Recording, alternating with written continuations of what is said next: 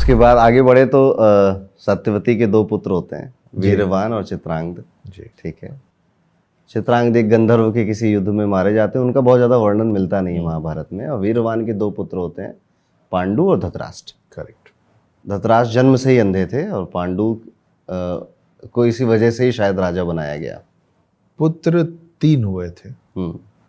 और वो तीनों पुत्र जो थे वो वेद व्यास के थे। ओके। जी। तो हुआ ये था कि एक दो में से एक भाई का तो ज़्यादा वर्णन है नहीं, दूसरे भाई की 2 पत्नियां थी। नहीं सॉरी, मैं गलत बोल गया। एक बड़े की पत्नी, एक दूसरे छोटे की पत्नी, और दोनों ही बच्चे नहीं जन्म पा रहे थे, मेल्स।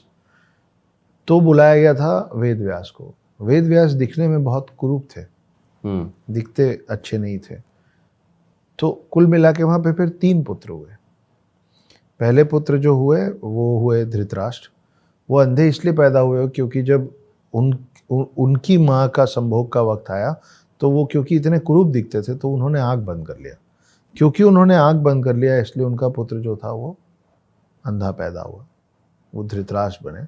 दूसरे पांडु थे, वो बहुत इनकम्प्लीट तरीके से ख़त्म हुआ। और जब तीसरी बार जाना था तो उन्होंने अपनी जगह पे दासी को भेज दिया, विदुर।